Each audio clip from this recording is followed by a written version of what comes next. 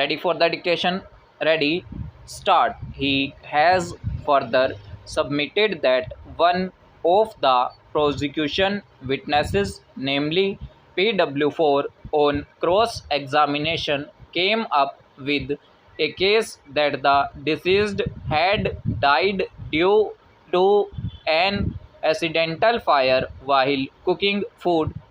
PW4 is no one else than the real brother of the deceased, and he, while disposing before the court, has stated that this information was gathered from one of the appellants, Prabhat, that the deceased had died while cooking food.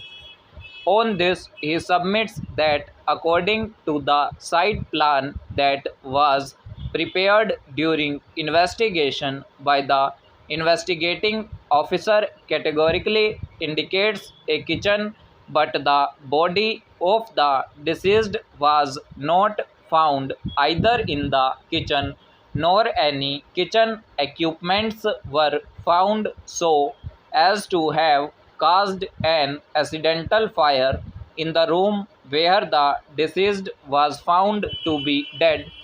He therefore submits that this theory of an accidental death, which was narrated by one of the prosecution witnesses, has no legs to stand.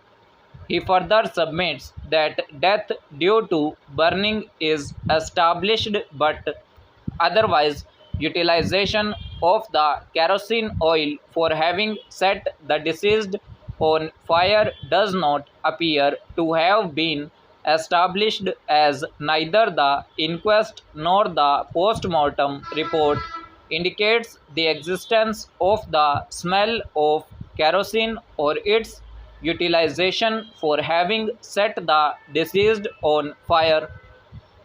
On the other hand, he contends that the presence of the kerosene can, which has been shown in the recovery memo, may be an instance of something having been planted before the recovery memo was prepared, and such kerosene cans or equipments were not presented when the inquest was prepared. He contends that this defense of the appellants that suicide had been committed by the deceased by setting herself on fire therefore does not get established and completely demolishes the hypothesis set up by the defense of a suicide.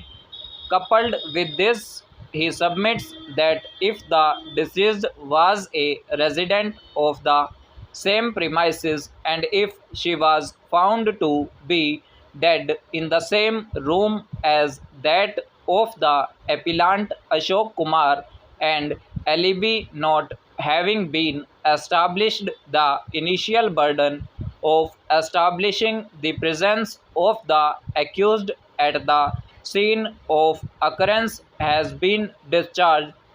A narration of absconding in the first information report and absence at the time of preparation of the inquest report, as well the statement by the prosecution witnesses, supports his submissions. He submits that the informant PW3 Ram Kumar tendered the information to the police station after he had visited the residence of the appellants and has categorically stated in the first information report that none of the members of the family were available and they had run away. The inquest was prepared, which also narrated that none of the family members were present. He therefore submits that the absence of all the accused from the scene is established, which can also be inferred from the statement of PW4, who has described the presence of all the four appellants at different places. Stop. overall